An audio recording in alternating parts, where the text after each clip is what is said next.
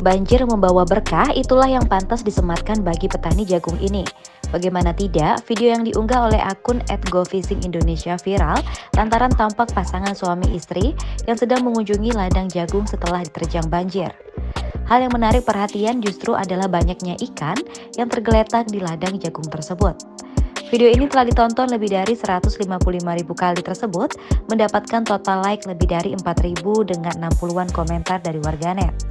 Dalam musibah ini, warganet tampaknya terbagi menjadi dua kubu. Beberapa warganet tampak mendukung untuk mengambil ikan-ikan tersebut dan bersyukur atas kemujuran di atas kemalangan yang telah terjadi.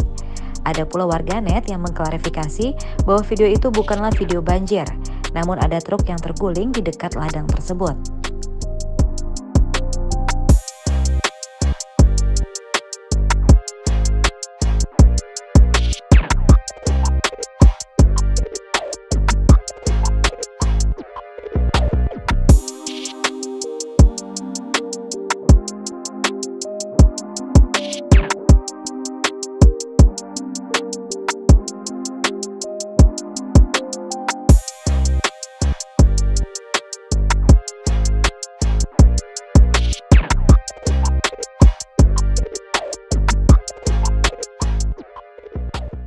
Terima kasih sudah nonton.